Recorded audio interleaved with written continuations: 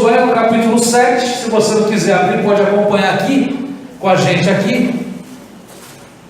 Josué capítulo 7, versículo 11, que fala o seguinte: Israel pecou e transgrediram a minha aliança, que lhes tinha ordenado, e tomaram do anátema, e furtaram, e mentiram, e debaixo da sua bagagem o puseram.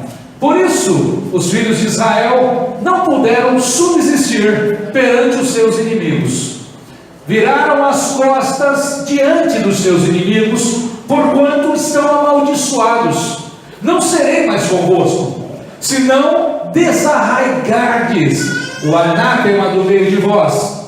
Levanta-te, santifica o povo, e dize: santificai-vos para amanhã, porque assim diz o Senhor, Deus de Israel: anátema há no meio de ti, Israel. Diante dos teus inimigos não poderás suster-te, até que tires o anátema do meio de vós. Respondeu Acã, versículo 20.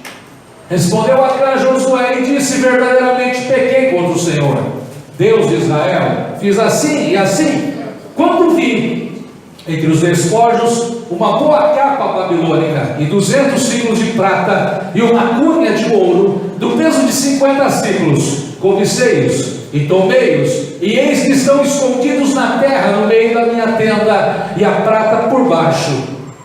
Versículo 25, disse Josué: porque nos perturbaste, o Senhor te perturbará nesse dia. E todo Israel o apedrejou, e os queimaram a fogo depois de apedrejá-los, e levantaram sobre ele um grande montão de pedras, até o dia de hoje. Assim o Senhor se apartou do ardor da sua ira, pelo que aquele lugar se chamou Vale de Acor, até ao dia de hoje.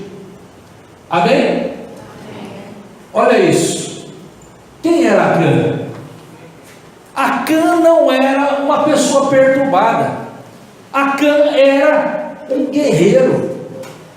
Acã não era uma pessoa comum, uma pessoa simples. Acã era um guerreiro do exército vencedor de Josué. Esse era Acã. Uma pessoa destemida, corajosa, uma pessoa obediente, uma pessoa disposta a lutar, uma pessoa que viu coisas acontecendo. Ele acompanhou o milagre daquela geração vencedora dos israelitas. Para te trazer um contexto, a Bíblia fala que quando o povo de Israel ele sai do Egito, ele caminha em direção à terra prometida, e quando chega na porta da terra prometida, 12 príncipes foram enviados na terra prometida para poder espiar a terra, ver se a terra era boa, ver as suas fraquezas, ver, para poder se traçar uma estratégia, porque Deus falou que a terra já era deles. E a Bíblia fala que quando os 12 voltaram, 10 dos príncipes falaram: olha, a terra é de gigante, a terra é uma terra que devora homens, essa terra é difícil de entrar. Somente 2 príncipes, chamados Josué e o outro Caleb, falaram: olha, realmente a terra tem uma dificuldade, só que a terra é próspera, nós vamos conseguir entrar, é promessa de Deus. E ficou aquela discussão, e Deus fala para Moisés: Moisés, esse povo não está pronto para possuir a terra prometida, volta para o deserto. E não deixou com que o povo entrasse na terra. E Deus prometeu a seguinte coisa: que aquela geração incrédula, que todo homem a partir dos 20 anos iria morrer no deserto, que somente Josué e Caleb iam entrar na terra prometida. E o povo de Israel anda no deserto durante 40 anos, e nos 40 anos todo aquele povo acima de 20 anos morreu. E uma nova geração se levantou, era aquela geração que tinha abaixo de 20 anos. Passou-se 40 anos, quem tinha 20 agora tinha 60. Quem participou daquela nova geração estava cansado de comer poeira no deserto. Quando Deus levanta Josué e fala: olha, volta lá para a terra prometida, para que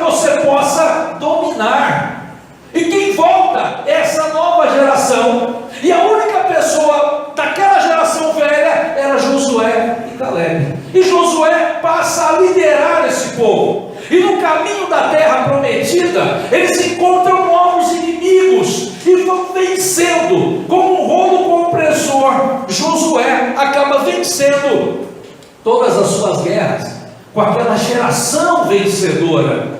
Amém? E o que acontece? Uma ordem de Deus foi dada para aquele povo. Não é para pegar nada. Não é para pegar nada, é para destruir tudo, para tocar fogo em tudo. Não é para pegar nada, porque tudo que esse povo tem é anátema. A palavra anátema significa maldito, significa maldição. Não pega, porque é anátema. Essa foi a ordem. E eles passaram vencendo sem pegar nada. Quando eles vão atravessando uma cidade chamada Ai, mandaram os espias para ver se a cidade era forte. Quando os espias voltaram, falaram: olha, a cidade é fraca, não precisa ir todo mundo, a gente vai conseguir dominar e passar por essa cidade. Só que quando eles chegam naquela cidade fraca, eles perdem. 36 pessoas do exército de Israel morrem. O povo de Israel, o exército de Israel, é colocado para correr. E Josué olha e fala: Deus, eu não entendo, eu não entendi. Por que nós perdemos de uma cidade tão pequena, de uma cidade tão insignificante? E aí começa o texto. Deus falando: Israel pecou. Amém? Israel pecou. O pecado, irmãos, é algo que nos faz errar o alvo. Esse é o pecado. Quando eu falei para você que Acã era um guerreiro, Acã era uma pessoa importante no exército, Acã não era qualquer pessoa, eu quero dizer para você que o pecado, quando eu lanço mão, quando eu abraço o pecado, quando eu abro a porta para o pecado, seja eu quem for, o tempo que eu tenha de contato com Cristo, eu vou perder. Eu vou cair, eu vou enfraquecer, mesmo diante de qualquer inimigo, eu vou cair. A Bíblia fala dessa forma. A Bíblia fala que a única razão que Jesus deixa o céu e a sua glória para se reduzir ao ser humano e morrer numa cruz foi para salvar eu e você do pecado. A única razão é livrar eu e você do pecado, porque Deus detesta o pecado. Deus detesta o pecado de uma forma geral. Deus detesta. E muitas vezes eu ou você, irmão, nós abrimos uma porta na nossa vida para o pecado entrar. Nós já estamos há tanto tempo, às vezes, na igreja. Nós já estamos há tanto tempo em contato com esse evangelho, em contato com as pessoas, e nós começamos a nos permitir. Quando nós nos convertemos, nós passamos a ser pecadores, arrependidos. Mas o tempo passa, e muitas vezes nós viramos pecadores conformados com o nosso pecado. E nós começamos agora a atravessar para uma fase de hipocrisia, para uma fase de falsidade com Deus, porque aqui eu me porto de uma forma e lá fora eu me porto de outra forma, mas eu não me sinto culpado, porque eu deixei o pecado entrar na minha vida, eu deixei ele entrar. E quando o pecado ele entra na minha vida, ele não entra de uma forma incisiva, de uma forma bruta, ele entra devagar.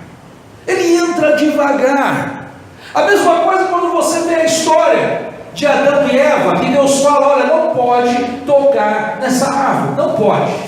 Tinha milhares de árvores num jardim. Quando você pensa no jardim, você pensa no jardim da praia, você pensa numa coisa pequena. O jardim do Éden era enorme, não dava para andar. percorreu o jardim todo, num dia, era enorme, era gigantesco, era maior que uma região, era muito grande.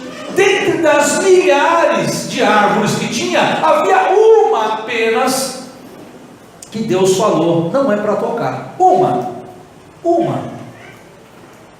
Você acha que Eva olhou e falou, ela estava de cara com aquela árvore todo dia, saía de casa e falava, caramba, eu estou de novo essa árvore, de novo? Não, mas de longe, e começa a se aproximar, e começa a chegar perto, e começa a admirar, e começa a desejar, e começa a tocar, até chegar o dia que experimenta. E o pecado é assim para nós também.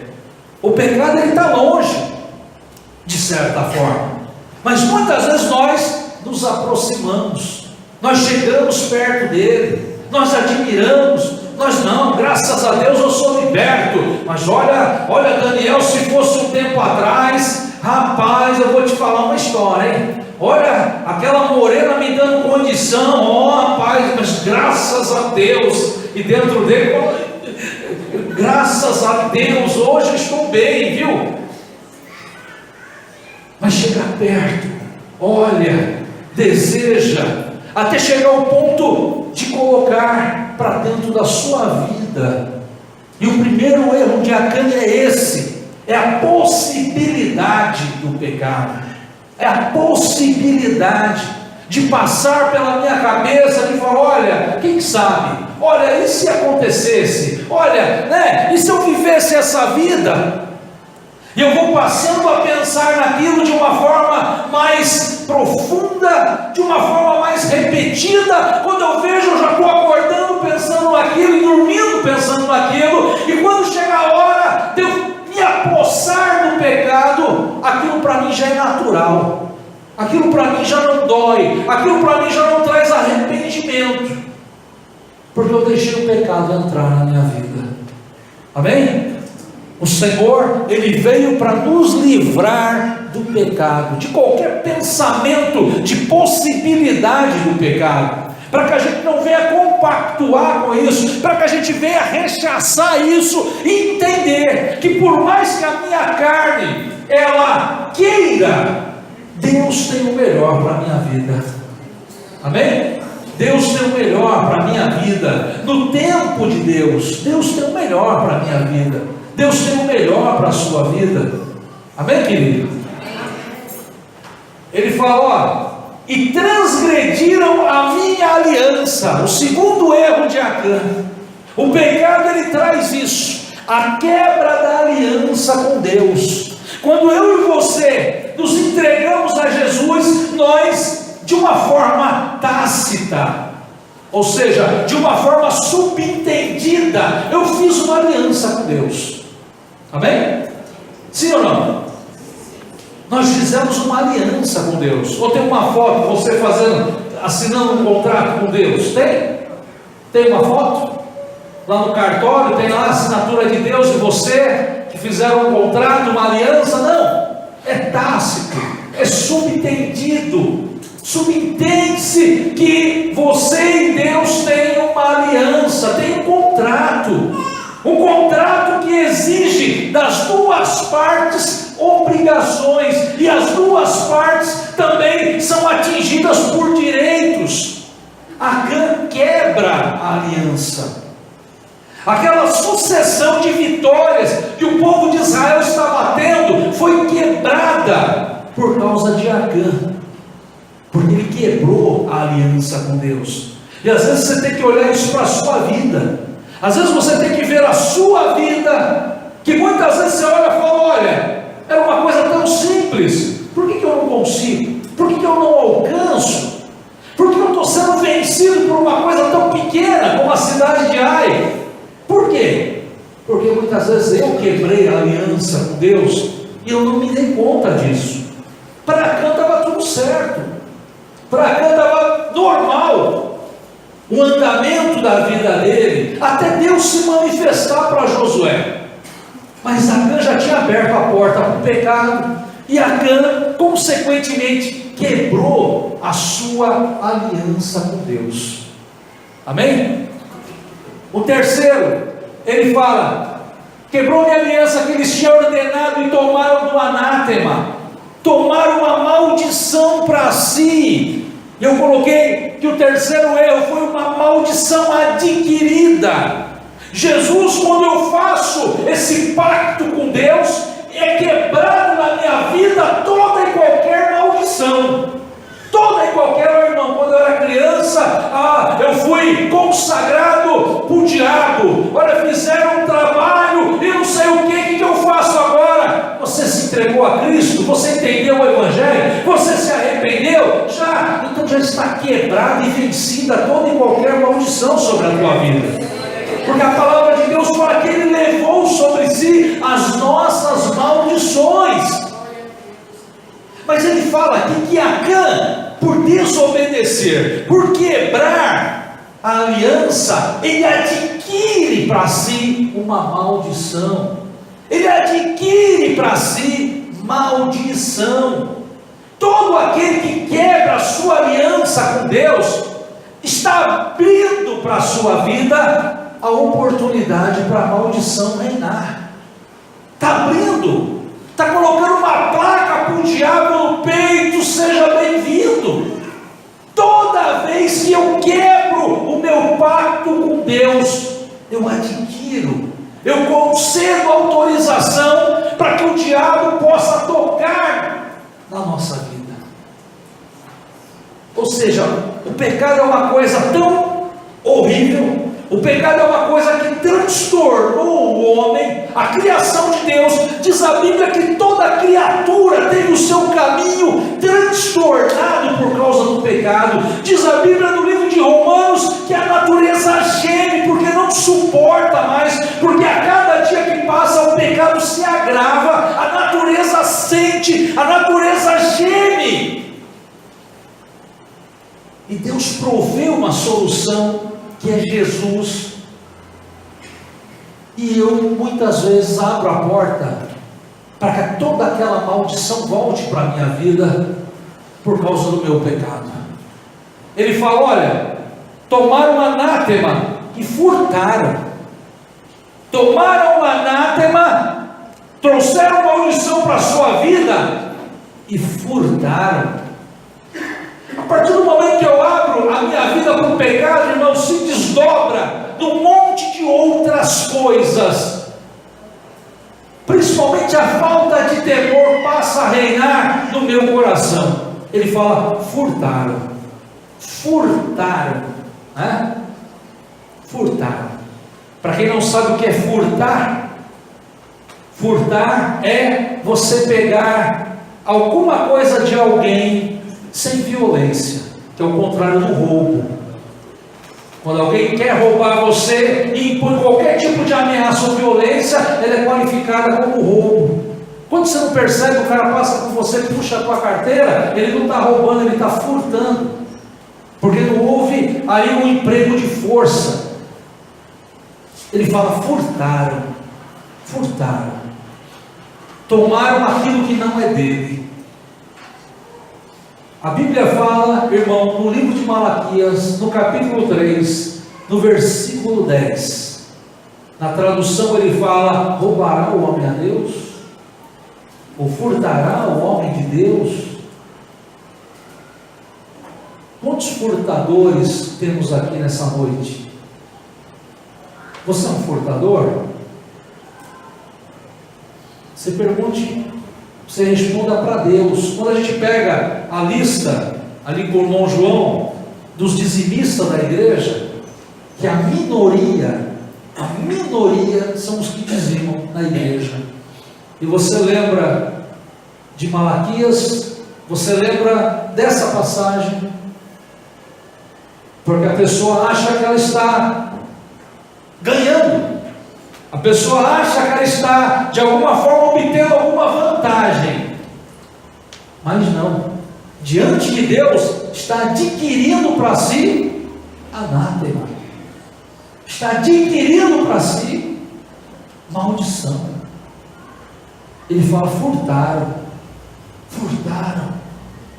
Quantas pessoas estão furtando as coisas de Deus? Quantas pessoas? A Bíblia fala, a lei da semeadura, que tudo que você plantar você vai colher. Ele está falando de uma lei espiritual.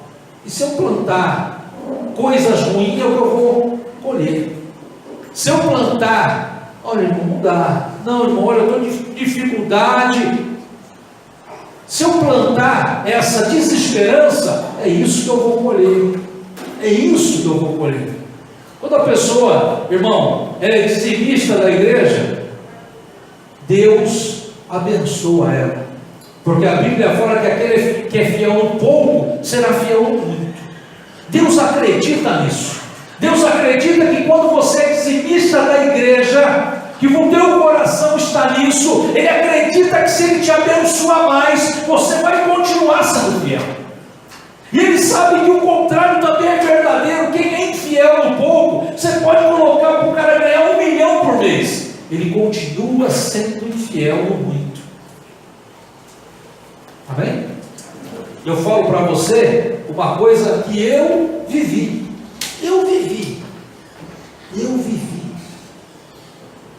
De ver a prosperidade de Deus, e de ver também a falta, e de viver também a consequência do anátema.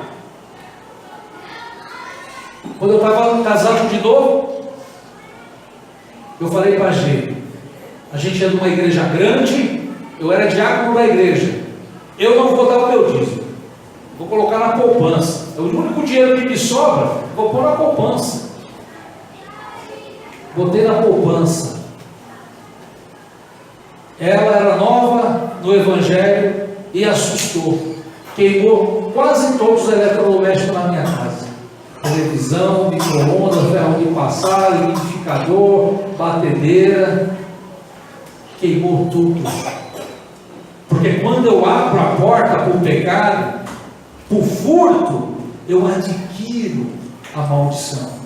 Eu adquiro o anátema. Eu abro para a minha vida uma porta para o diabo poder entrar e destruir. E aí, para poder voltar a dar o dízimo de novo? Porque daí tinha que comprar tudo de novo. Eu fiquei 3 meses sem televisão. 3 meses, irmão. 3 meses. A gente ficava ouvindo rádio quando eu chegava em casa. Acho que nós nunca conversamos tanto, eu e a minha mulher. 3 meses. Até um irmão da igreja soube da minha situação e emprestou uma TV. Aí ficamos com a TV dele mais uns 3 meses ainda, até eu conseguir, até eu entender. A Bíblia fala no livro de Romanos que a lei, essa lei do Evangelho, ela é espiritual. Eu sou carnal, mas a lei que nós praticamos é uma lei espiritual. E eu preciso acreditar nessa lei como espiritual, e acreditar que quando eu trago uma semente, quando eu trago o meu dízimo para a igreja, eu estou plantando uma semente espiritual. Amém? Eu estou plantando. Estava falando hoje com o Edu, a gente estava lá em Mongaguá, na aldeia dos Tupi, e eu estava falando para ele que teve uma época da minha vida que eu queria um carro de todo jeito. E eu fiquei com tanta raiva porque eu não tinha aquele carro. Eu não tinha.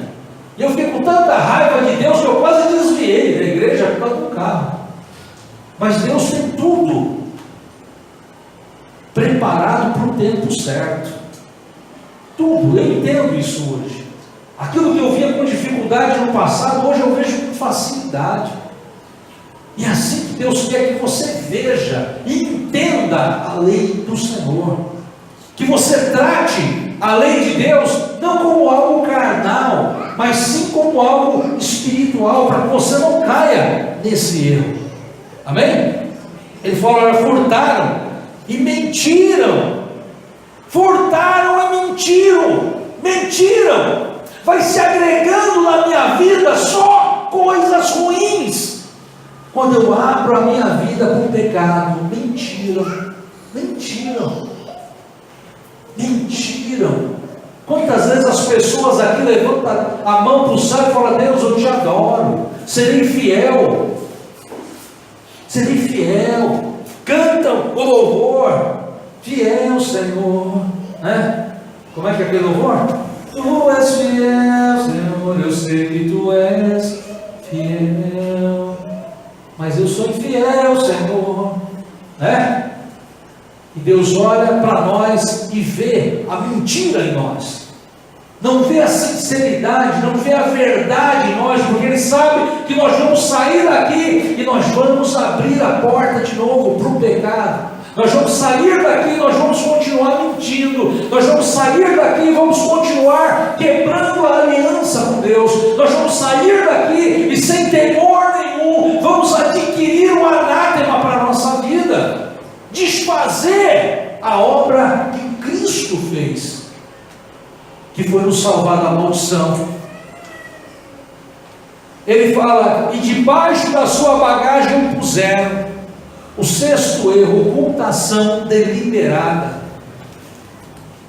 Sabe, irmão, você errar, você está no pecado, você está na desobediência, não é algo raro.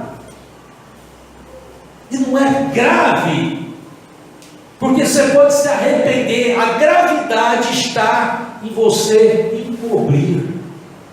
A gravidade está em você, por exemplo, vir aqui em cima, trazer uma palavra, louvar, como se nada tivesse acontecendo, porque demonstra uma total falta de temor, de respeito.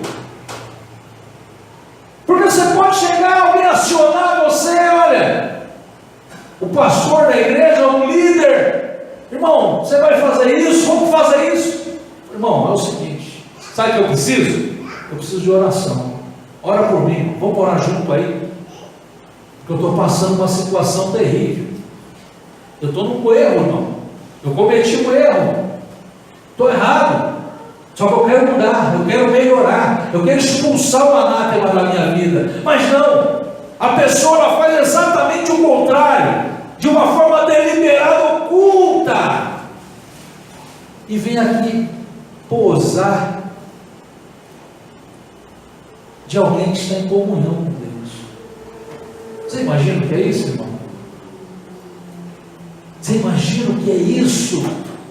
É tratar a lei de Deus não como espiritual, mas tratar a lei de Deus como carnal, como algo aparente, não como algo espiritual, que Deus está olhando. E esse é o principal de tudo. Deus está vendo. Deus viu a sua vida, Deus viu a minha vida, Deus me vê fora daqui, Deus vê aquilo que eu falo, aquilo que eu pratico, aquilo que eu sinto. Deus vê fora daqui. E mesmo quando eu saia por essa porta, eu rompa com essa minha vida espiritual, Deus ele continua me acompanhando e me vendo. E eu abro a porta para o pecado e trago o anátema de volta para a minha vida. Tudo passa a dar errado, derrotas sucessivas passam a acontecer na minha vida, e eu, com a maior cara de pau, ainda venho aqui e falo: olha, o que está acontecendo? E aí, Deus? Com a maior cara de pau, pessoas ainda vêm me procurar e falam: olha, eu acho que eu não venho mais para a igreja. Que situação, irmão. Que situação. É tempo da igreja acordar. É tempo da igreja aborrecer o pecado, o erro, a desobediência da forma que Deus detesta. É tempo, e ainda dá tempo, e ainda dá tempo, porque Jesus não voltou ainda.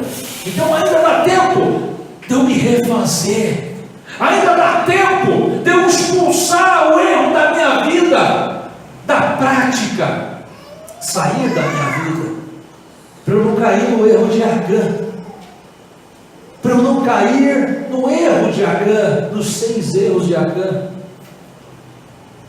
E tem gente que ainda continua. Ele fala aqui, ó, Ele fala, por isso, ou seja, houve uma consequência, por isso. Não foi porque eu fui infiel com o povo, como se Deus dissesse.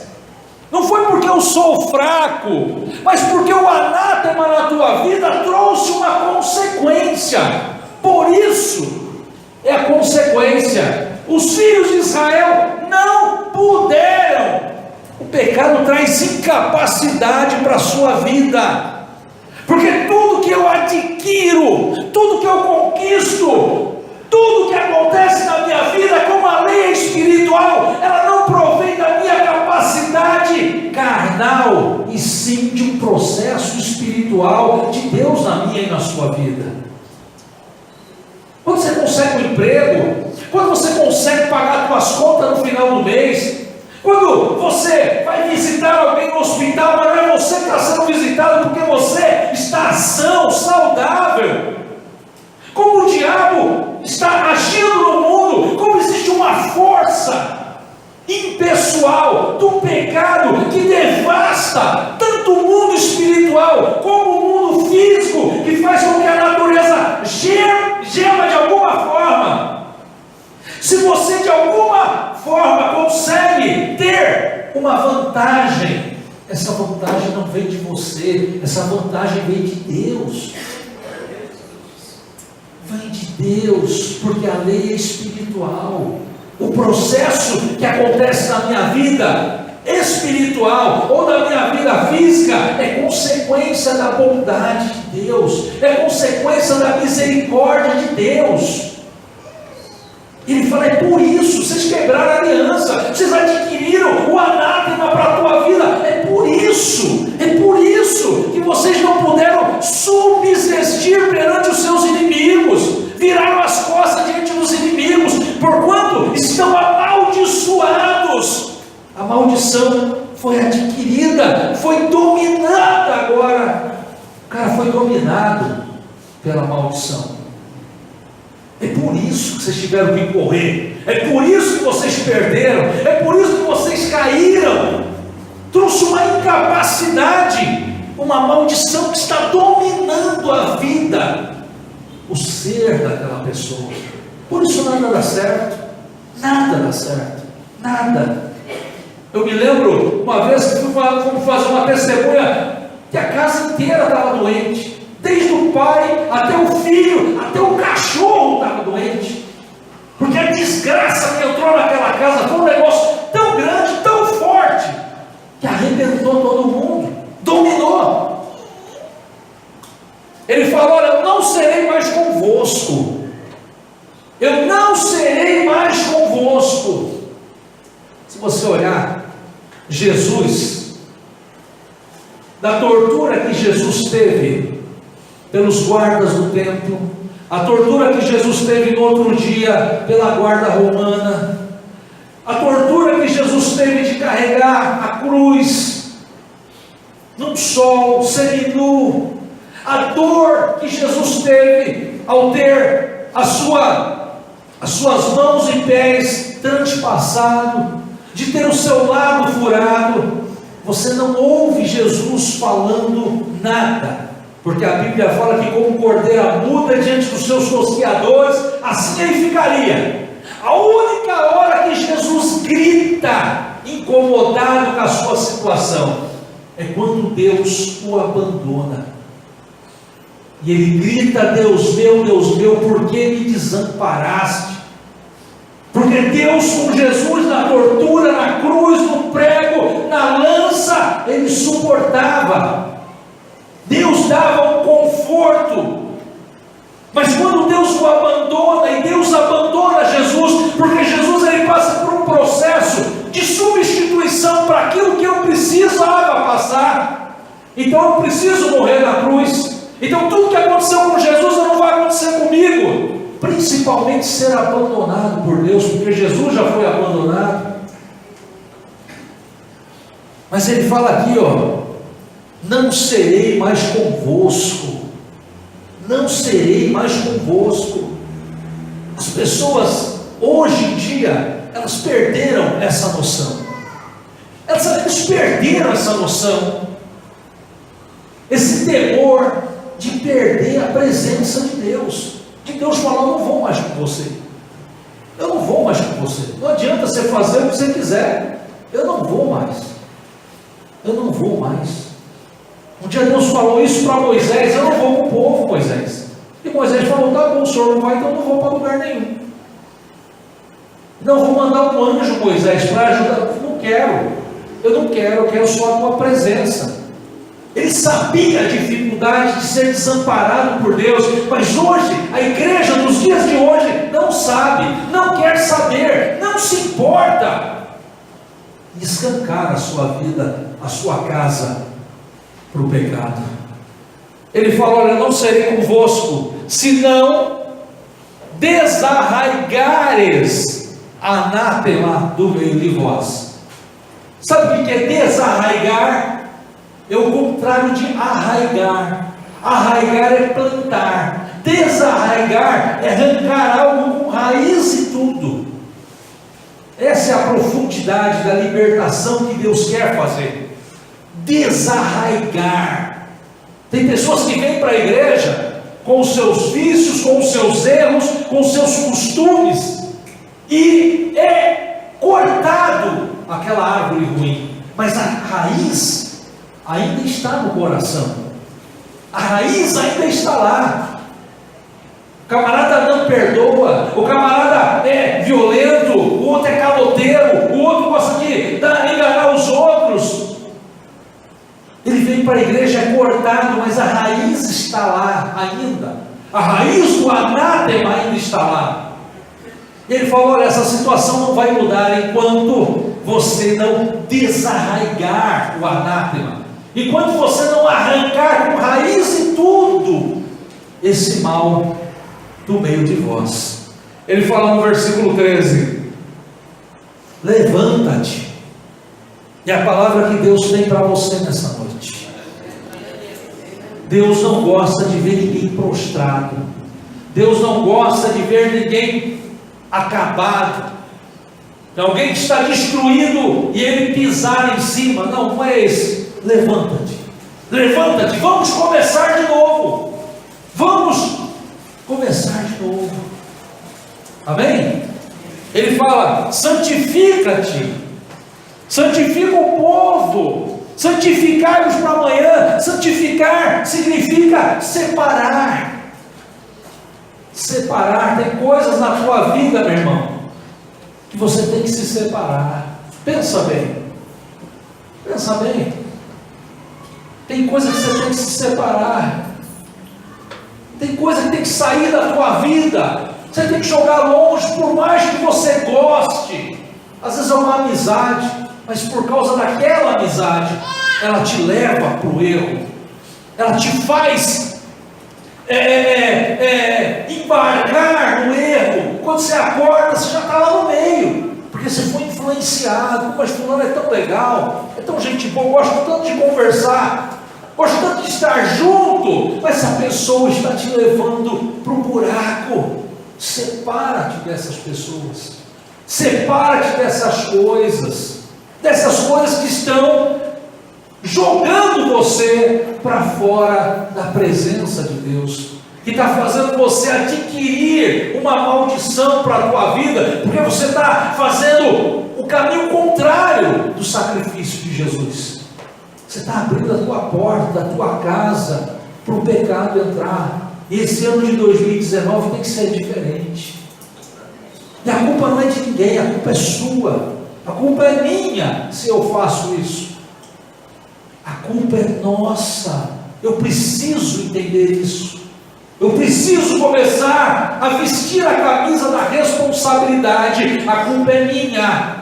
A culpa é minha. Eu preciso desarraigar o anátema da minha vida. Eu preciso me santificar. Eu preciso olhar essa lei como uma lei espiritual, não como uma lei carnal. Eu preciso acreditar que Deus vai mudar a minha vida, e a mudança virá dele. Amém? Eu preciso, não caia no erro de Acã, que era um cara bom, não era um cara ruim não, era um cara foi dominado. Amém? Foi dominado por esse mal. Que nessa noite você possa se levantar. Amém? Que nessa noite você possa renovar a sua aliança com Deus. Renovar. Fala, Deus, até aqui, ó, é isso. Mas eu estou disposto a mudar. E quem estiver disposto a mudar, o Senhor é bom, irmão. Ele é bom.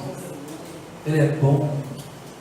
Ele provê para nós um tempo de graça, um tempo de favor imerecido, um favor que eu não mereço. Ele é bom, porque Jesus proveu isso para nós. Amém?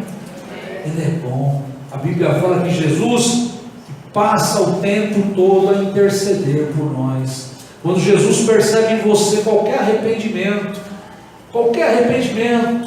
a justiça do Senhor, diz a Bíblia, que a justiça do Senhor, ela também quer pegar o ser humano, e ela vai ter uma hora que ela vai pegar, e a única coisa que nos guarda da justiça de Deus, é o sacrifício de Jesus. E quando Ele percebe arrependimento em você, um arrependimento verdadeiro, irmão, Ele intercede diante do Pai, Ele intercede em favor da sua vida. Amém? Curva a tua cabeça nessa hora. Vamos orar.